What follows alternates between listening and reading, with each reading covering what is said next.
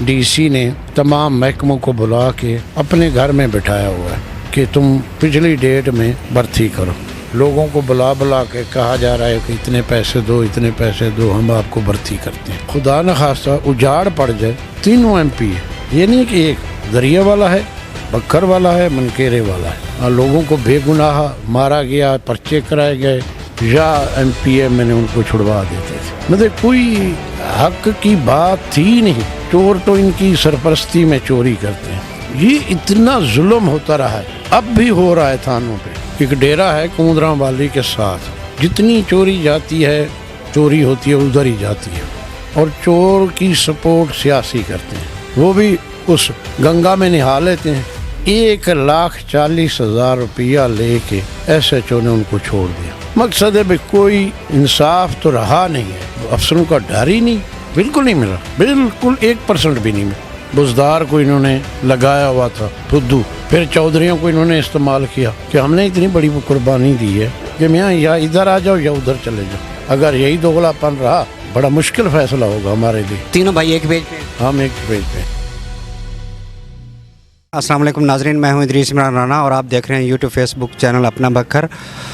ناظرین، آپ کو اہم خبر سے آگاہ کر رہے ہیں کہ بھکر میں درجہ چہارم کی اسامیوں پر جو ہے وہ امیدواروں سے جو ہے وہ لاکھوں روپے لے کر غیر قانونی بھرتیوں کا انکشاف ہوا ہے. جبکہ وزیر اعلیٰ کی اسمبلیاں تحلیل ہونے کی ایڈوائس جانے کے بعد یہ بھرتیاں غیر قانونی ہیں. پنجاب گورنمنٹ نے اس پر بین لگایا ہوا ہے. اسی بارے اہم انکشافات کیے ہیں اور ہمارے ساتھ موجود ہیں سابق ایم این اے رشید اکبر خان نوانی صاحب. ان بھرتیوں میں سی او ایجوکیشن اور دیگر محکموں کے سربراہان شامل ہیں اور مبینہ طور پر ارکان اسمبلی کی ملی بھگت سے مختلف امیدواروں سے انہیں رات گئے بلا کر ان سے لاکھوں روپے لیے گئے اور یہ بھرتیاں سابقہ تاریخوں میں کیے جانے کا انکشاف ہوا ہے. اس انکشاف کے بارے میں مزید بات کرتے ہیں رشید اکبر خان نوانی سے کہ وہ کیا کہتے ہیں. سر بسم اللہ الرحمن الرحیم. پچھلا دور جو گزرے ہیں دو ہمارے مخالفین کے، جب بھی بھرتی ہوئی انہوں نے ایم پی ایم این اے نے پیسے لیے. کوئی مفت درجہ چہارم کی سیٹ ان لوگوں کو نہیں دی. جو حقدار ہیں ان کو تو دے نہیں رہے. جب اب تقریباً 1 مہینہ دو پہلے ایڈورٹائز ہوئی مختلف محکموں کی، کوئی انٹرویو لیے گئے، لوگوں کی درخواستیں لی گئیں. اس کے بعد جب ایک ایڈوائز آ گئی ہے چیف منسٹر کی کہ اسمبلیاں ڈیزالو، حکومت ڈیزالو کر دو، تو حکومت ڈیزالو کر اسمبلی کے بعد ایک تصور ہوتا ہے کہ اسمبلی یا حکومت ڈیزالو ہوگی. اس کے بعد کل جو مجھے پتہ چلا ہے ڈی سی نے تمام محکموں کو بلا کے اپنے گھر میں بٹھایا ہوا ہے کہ تم پچھلی ڈیٹ میں بھرتی کرو. اور مختلف ذرائع سے معلوم ہو رہا ہے کہ لوگوں کو بلا بلا کے کہا جا رہا ہے کہ اتنے پیسے دو، اتنے پیسے دو، ہم آپ کو بھرتی کرتے ہیں. کچھ پیسوں سے ہو رہے ہیں، کچھ جو سابق ایم پی اے ہیں ان کے کہنے پہ بھی کچھ ہو رہا ہے. کیونکہ یہ ڈی سی جو سابق ایم پی اے تھے ان کے کہنے پہ لگا تھا، بلکہ سارے اے ڈی سی ان کے کہنے پر، ایڈیشنل کمشنر ان کے کہنے پر، سب ان کے پروردہ لگے ہوئے ہیں. تو اس نے تو اتنی لوگوں سے زیادتیاں کی ہیں محکموں میں. درجہ چہارم کے لوگوں کو اس نے نہیں بخشا، ان کو 100 میل دور پھینکا گیا ہے. اور کلیریکل جاب کو لوگوں کو پھینکا گیا ہے، ایجوکیشن کے ٹیچرز کو پھینکا گیا ہے، ہیلتھ کے ڈاکٹر تھے ان کے ٹرانسفر ہوئے. مطلب جس سے کوئی خدا نخواستہ اجاڑ پڑ جائے اور حکومت کا نام و نشان نہیں تھا 4 مہینے یا 5 مہینے.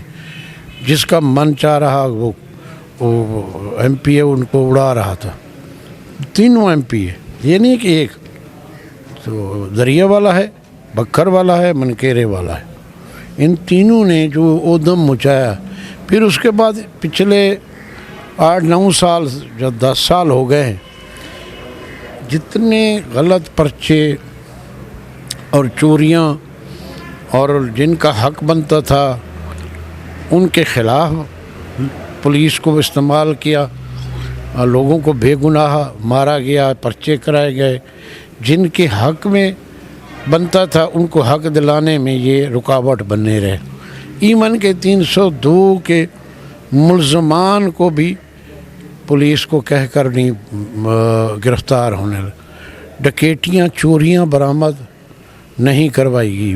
मुल्ज़िम मान रहे हैं कि हमने चोरी की। पुलिस मालिक को बता रहा है कि जी उन्होंने मान लिया, पकड़े गए हम बंदे, और उसके बाद या पुलिस पैसे ले लेती थी या MPM ने उनको छुड़वा देते थे। मतलब कोई हक की बात थी नहीं। जितनी कोई ज़्यादती किसी के ख़िलाफ़ हुई है ये मुल्ज़िम की सपोर्ट में। ये नहीं देखते कि यार एक बंदे के साथ बहुत ज़्यादती है। चोर को तो ये थाने में बैठने नहीं देते। चोर तो इनकी सरपरस्ती में चोरी करते हैं। फिर जब इनकी सरपरस्ती होती थी तो पुलिस भी उसमें इन्वॉल्व हो जाती थी कि जब छोड़ने हैं हमने सियासियों के कहने पे, फिर हम क्यों ना ले लें। अब अंदाज़ा लगाओ कि एक लड़का है, ठीक है वो चोर है, उसके वालिद का किस्तों पे उन्होंने मोटरसाइकिल लिया, कागज़ उनके पास है, जिससे लिया वो भी कह रहा है कि हमारा है। वो उठा के पिछला SHO सदर रख रहा, अभी उसका नामो निशान नहीं है कि मोटरसाइकिल गया किधर है। जब उनसे पूछा गया तो कि जी हमने तो पीछे लोगों को इतनी वारदातें हुई थी, हमने तो किसी को दे दिया है। भाई जब चोरी की चीज़ ही नहीं है तुम कैसे दे सकते हो किसी के माल की चीज़ को। तुम बरामद जो करने हैं तो चोरों से करो। उन्होंने बेचे हैं, जहाँ बेचे उनको कहो हमें निशानदेही करो।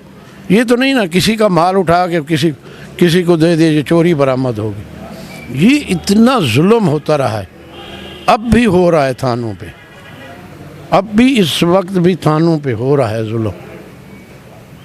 सब डकैती होती है कलूर कोट में और मुलजिम पकड़े जाते हैं मिट्ठू भिंडू में, तो ये क्या मामलात हैं? डी खान के वो रहायशी हैं, कलूर कोट में चोरी करते हैं, जाके पनाह ले लेते हैं मिट्ठू भिंडू में, ये क्या मामला?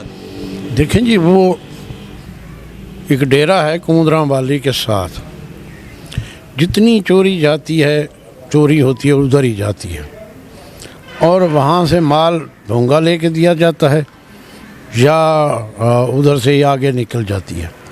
वहाँ तो गढ़ है, आज से नहीं 9 साल से, और यहाँ चोरों का राज है और चोर की सपोर्ट सियासी करते हैं, जो इलाके के साथ बहुत बड़ी ज़्यादती है। जब सियासी करते हैं तो ज़ाहिर है फिर पुलिस वाले भी उनमें हिस्सा लेते हैं, कहते हैं जी जब इनके कहने पे करना है तो कुछ हम भी ले लें, वो भी उस गंगा में नहा लेते हैं।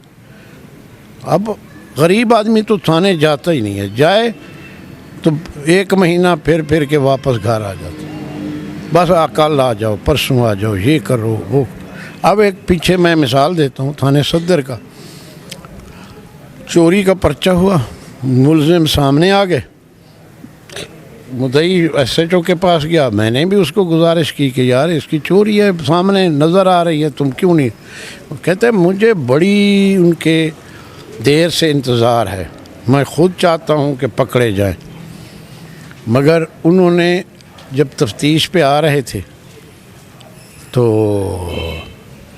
रास्ते में उन्होंने मुद्दइयों पे फायरिंग कर दी, पर्चा हो गया। 1,40,000 रुपया लेके SHO ने उनको छोड़ दिया। पहले उस जो चोरी हुई थी, कुछ दोस्तों को हमने अंदर डाला, उनसे चोरी वसूल कर ली, पुलिस ने नहीं की।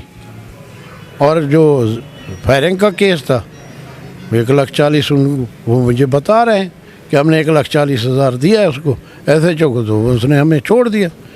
अब इससे और क्या धांधली हो सकती है? जहाँ भी जाओ यही जुल्म हो रहा है। अब मनकेरे में चले जाओ, हैदराबाद में चले जाओ, सराय मुहाजिर,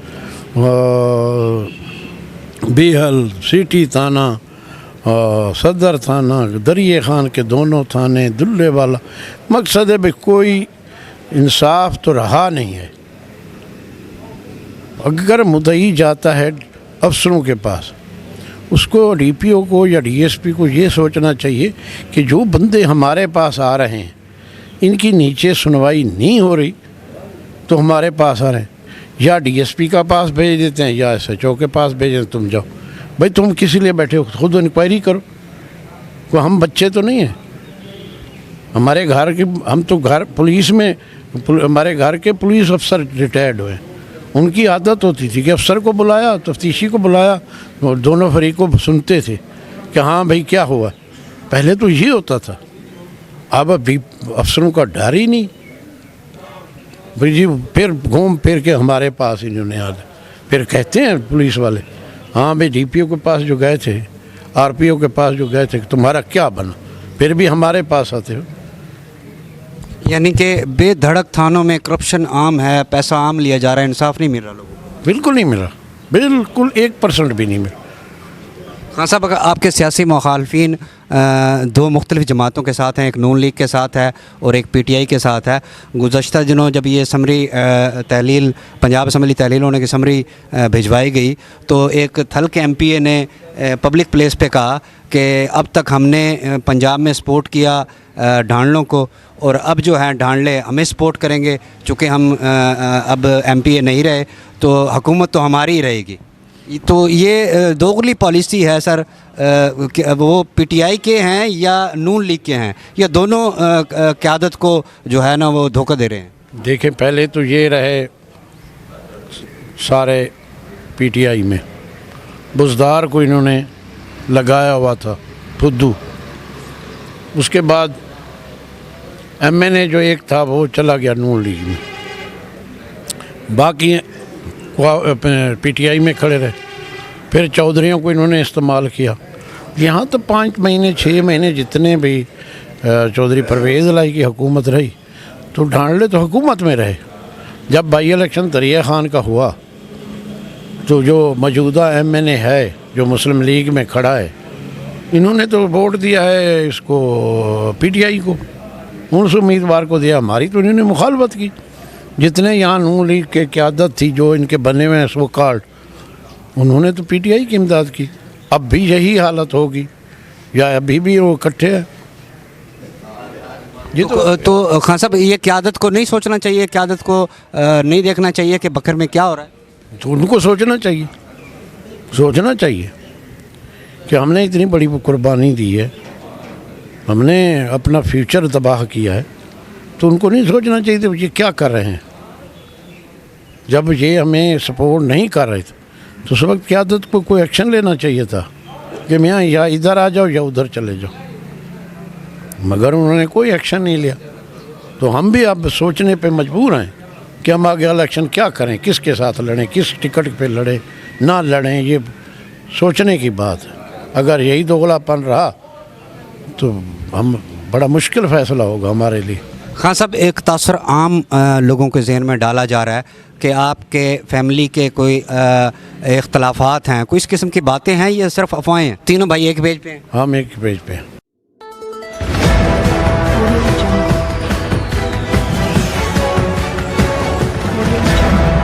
اپنا بکھر، کیونکہ یہ اپنا ہے.